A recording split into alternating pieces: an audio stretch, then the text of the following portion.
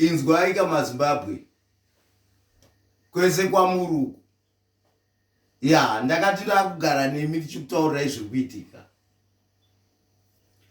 Inzwai vakutini ndiri mutengesi manje vadhakwa. Ini kwazvo ndini mutengesi. 4 decades vachipfatsura upfumi hweZimbabwe. Hapana chavasina kubakava. Nenzou dzedu dzaamuChina through Vanhu.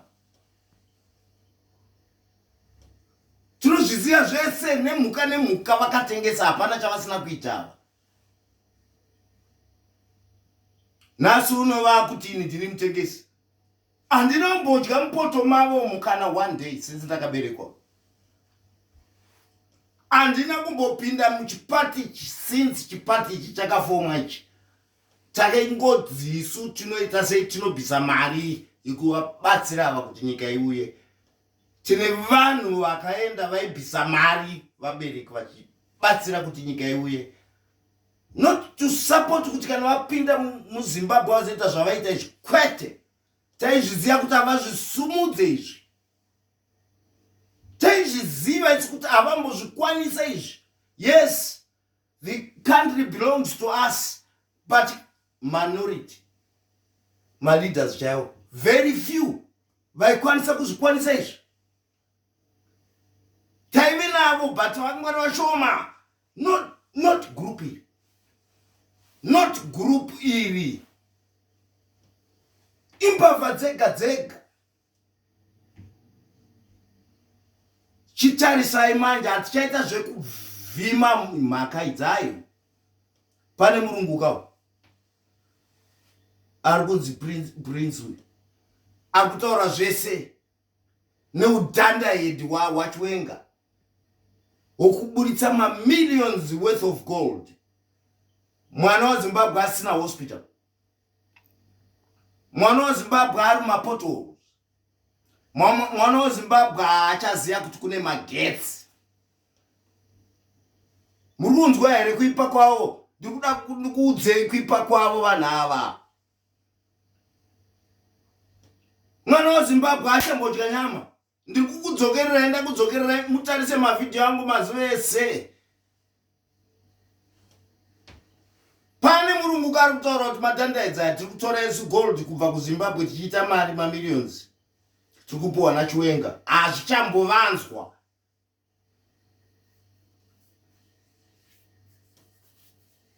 Ya, taizviziva isu vanosvika ikoko. 90% of the country ndiyake iye naEmerson vari tu. Chinditaurirai 90% kuenda kudzimba dzavo. Izvozvi ndichitaura izvozvi kuenda kudzimba dzavo kune mabhokisi nemabhokisi ndavana kudzidza emari yenyika yakaiswa mudzimba dzavo. As I am talking now. Ivava. Nyika haisina mvura. Nyika inongoita mvura haina hakuna migodhi yakambocherwa. Bvunzai veje yangu. Zvinoera zviri kuitwa muHarare pamusana pevanhu ava. Zvinoera zvokuti munhu anozvitsvagira mvura kupamhidzira nhamo pamunhu. Munhu anobvira pamvura oenda pamagetsi haachawana, oenda chikafu haachachiwana, haachadya nyama, anopona nepai. Anopona nepai. Chiendei kumagraveyard muone. Chiendei kumagraveyard muone. Magraveyard ndo akupfuura industry. Ndiri kukutaurirai kuti zvakangogara zvichirambwa nevanhu vaisenza vedikita vandakagara naveni. Handisi kungobomoka zvokungobomoka. Ndiri kutaura from experience yekukurira kuti zvinhu zvinozodyiwa vanhu vaburitsa dikita. Not ava. Not ava. Handina kana peni randiri kutarisira izvozvi kuti yanzi kana Zimbabwe izoita free. Handina zvese izvozvo. Ndinoziva kuti kana ndichiri mupenyu ndichifamba chete ndichisenza chete ndinoiwana wamari yangu yedikita. Not mari dzavari kutora idzi dirty money ezvinovabhanwa kwese manje. kana South Africa ANC yakuziva kuti imbavha idzi ndoinge yasara kaiyo ichivabheka ndoinge yasara ichivabheka vataka vataura kuti since 1980 vese grupu ravo rese renge rine mbavha kunotaurira vanhu kuti aiwe kani imbavha idzi hapana hanzi aiwa zvazvedu. Look what is happening now. Mwana weZimbabwe achakura, mwana weZimbabwe achaziva chinonzi chingwa, mwana weZimbabwe akanga achipuwa mukaka, mwana weZimbabwe aipuwa mukaka ukreshi. Nhasi unogepu racho hameno kuti acharivhara ndiani. Kana musiri kuteerera maZimbabwe zvandiri kutaura izvi, ndokwatanga tiri. Vana vaichengetwa nehurumende vanopuwa mukaka nehurumende, vanhu vakura vanochengetwa nehurumende. Ndamari inenge ichibatwa nevanhu vasingabe.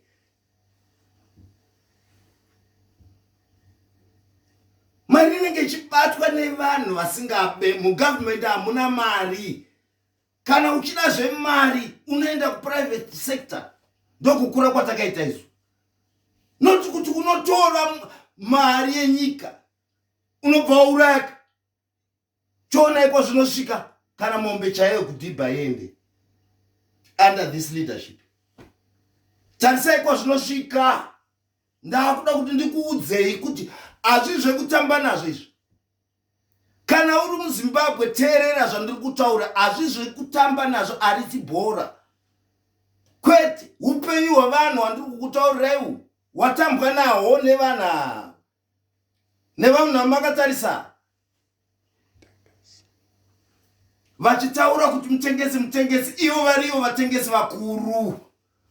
Ndo vatengesi vakuru vari kutengesa maminerals eZimbabwe. Mwana weZimbabwe achisara asina kana chaanopfeka. Ko anonzi mutengesi ndiani? Ndiri kutaurira ino yeZANU. Mari yehurumende haibatwe. That's where we must go. Mari yehurumende haibatwe. Imari yepublic unenge wauraya zvese. Ndo zvavaita. Ndo zvavaita. Indiri kutaura on behalf yekuti ndoda kuzivisai maZimbabwe kuti zvinhu zvenyu izvi why zvasvika ava ndo varidziva zvavo. Havasi kumbotsvaga. Aiwa ndichiwenga naMnangagwa nemafamilies avo. Zvane mawitness nevarungu vari kupuwa gold iyo. Uko vachipreacha kuti varungu vakaipa. Uko varungu vakaipa. But vachipa gold yemwana weZimbabwe varungu. Mari vachitora. Kwatasvika uku ndikwemvura kwokupedzisira. Toda kusvika pekuti ndinoda kudzokerera zvakare. Hatidi kunzwa nezvavo. Kana mazvikwanisa maZimbabwe, hakuna kutaura nezvegrupi. Hakuna kutaura nezvegrupi. Tarisai. Kana ndichitaura tarisai kumagraveyard. Ndo vakonzera ivava. Ndo vakonzera ava. Ratio yevanhu kufa kukuita vanhu munyika nekushayikwa kwemedication ndiwo trouble yacho ivava. Brain drain yemwana weZimbabwe kuti abude neso muZimbabwe atsvage basa kune foreign country ndivava. Vari kutora kamari yacho. Vari kutora mari yacho vachiita yavo nemafamilies avo. Ndo parti kuda kutaura ipapa. Anenge ane shuku dzekutaura ndauye aitawo debate ineni. Ini ndo my ideas angu andinawo. Ekuti hakuna kwatinosvika nevanhu ava. Taivaziva kubvira kuma 1980 kuti group ravo rese these are criminals. Matauriro ava vanoita fanike vanhu ona state yenyu iri kupini. Yamunotaura kuti ndedu pakudii. Nyika ine vanhu almost 20 million. Chichamaita imimi chisingakwanise kuitwa nemwana weZimbabwe. Chichamaita chisingakwanise kuitwa nemwana weZimbabwe. Munofanira kutaura kuti taita zvakati zvisingakwanise kuitwa nemwana. Pamasvitswa papa nemaZimbabweans. Saka maZimbabweans yasvika nguva yekuti mubvise tsvina iyi. Mokanganwa nezvazvo. Zvimanems izvozvo zvavakaisa maroads kandai kubhini. Ndovasvitsa nyika pairi apa. Kandai kumabhini. Havasi vekutaura navo politics apa. Majority yavo yese iyoyo vanongoda zvokuuraya chete. Havadi munhu ada kutaura zviri clear zvechokwadi. Havadi kuzvinzwa. Look what they did to Dzamara. Dzamara akanga achivataurira kuti hazvisi kuita zvikwanise zvinhu izvi. Bvisai chimudhara chenyichi. Vakapedzisira kukwira bhazi raDzamara vakachibvisa chimudhara ichocho. Asi nhasi uno Dzamara ari kupi? Vanouraya vanhu pasina mhaka. Munhu anenge achivataurira zvamuri kuita hazvisiri izvo. Is their enemy. 4 decades vachiita izvozvo. 4 decades vachiita izvozvo. Vabvunzai kuti kwamuda kuenda ndikupi? Ezvino izvi you are banned. Hapana nyaya dzerudzi, mhaka dzerudzi rwamusina imi. Mune mhaka dzese dzinobvira kuma-rape, murder, fraud, zvese zviri pamuri. Hapana dzamusina kaini. Dai judiciary chaya yatinoziva isu. Hapana anobuda anofamba panze pakati penyimi, group renyimi. Mazivira andinozviita ini. Hapana anombofamba panze apa. Imi munozviziva futi. Menge muchienda kumajeri life nezvamaita mwana weZimbabwe. Mese. Tarisai suffering yamakonzera kumwana weZimbabwe nekuba kwenyimi. Tarisai suffering yacho yamakonzera imi. Nepolitics dzenyu muchitaura zvekuseri kwakoni zvisingambofa zvakaitika paground. Zveumbavha. You are not the only party in Zimbabwe. MuZimbabwe mune mapati akanga akawanda. Nasi makunza makuti everything you do munoda kuinvolve ZRP.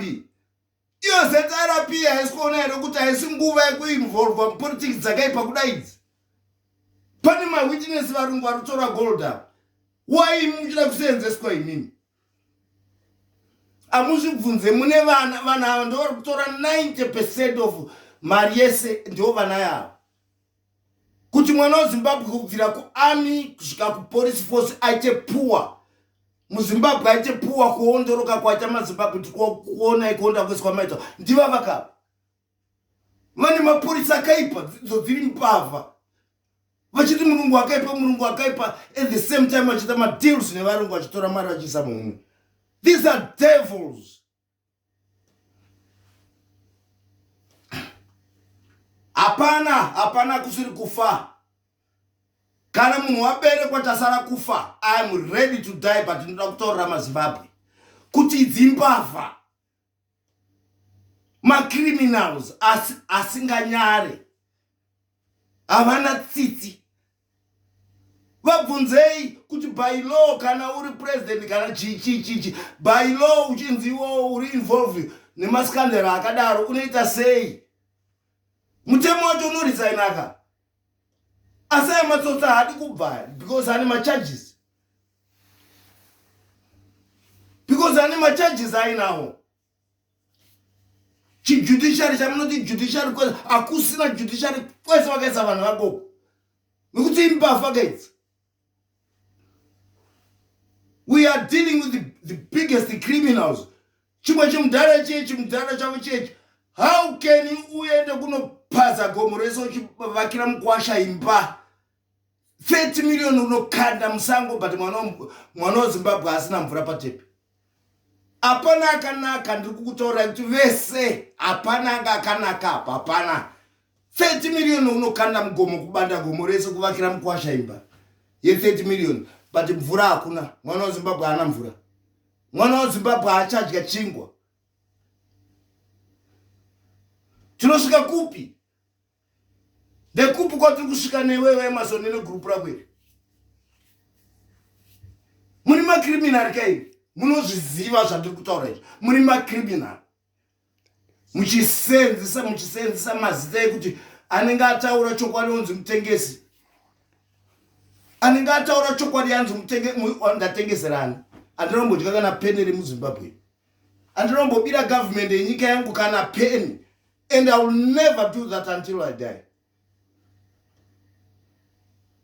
Andimbofa ndakabira nyika yangu mari zvamaita ini. Mbavha kuuya mugovernment kuzoti toda kupfumira mugovernment imomo. Mugovernment yakagara ichinzi kana uchida mari unoenda kupra. Mugovernment hamuna mari nekuti ndo inochengeta nherera, ndo inochengeta mahospital, ndo inochengeta zvirema. Private sector haisvike koko. Private sector haigadzire maroad, imi madhandaid musingazive. Iwe Chiwenga futi wakatamba neni ndoda kupidzwa mabox newewe uone ndikukuture zvakanaka kwazvo. Vanhu vese vachiroera maoko avo nezvawaita nyika iwe. Handisi kumbohaida ndati Chiwenga neni tipe magloves tirovane tione kuti anokutuka ndiani. Resign up. Get away, you bloody thieves. Dimuru konzere ma problem emwana Zimbabwe. Imi. Dimune problem yese. Musinganyare makaita sei. Moda uzotaurirwa nani? Kunzibherera rira. Muchifurira Zimbabwe National Army, muchifurira ZANU, zvinhu zvisiri izvo. Ivo vari kusafawo futi vari kubereka vana adika avo. Nepolitics dzenyu dzekuma-60 dzekuba idzi. Ipolitics dzekuba idzi hadzina chinhu dzinoburitsa. Dzavharisa industry yese, dzavharisa everything. Hatisina post office, hatina chatinacho because of you.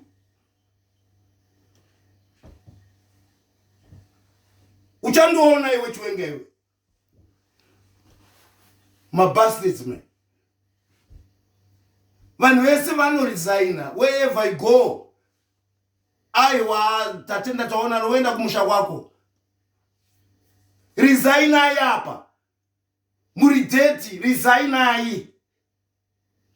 Not zvima MPs zvinoswera zvakakotsera muparliament zvima MP zvinoregera nyika ichitambiswa kudai kusvika nyika isina kana chainacho. Mwana weZimbabwe kuti asununguke hazvichaita kutoyambuka border. My refugee everywhere because of you. Muchizita chef mazita ekuba. Toda kuzvipinza zvese izvozvo. Toda kuzvichinja zvese. Hamuna vanhu. We are now the majority. Munotobva chete. Whether you like it or not, munotobva chete. Chakubamba imana Chiwenga ini. Munofana kufeza trial mese imi. Nevana vako iwe tikuzvinzwa iwe. Iwe Mnangagwa nevana vako. Muchafeza trial mese. Kana mukadzi wechinchi mudhara ichi achafeza trial. Yezvo amaita mwana ari mustreet wemuZimbabwe.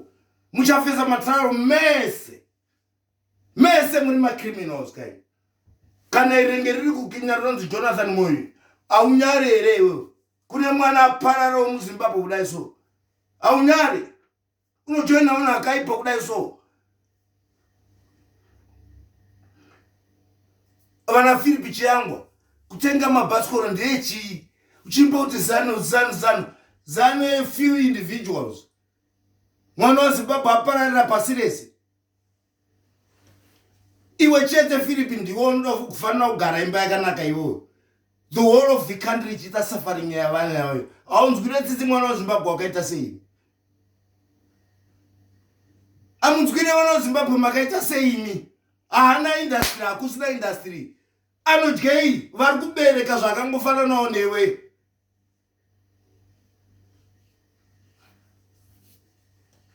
Chii chovodya vana? Because of your politics dzakaipa kudai so. Ndapedza ini.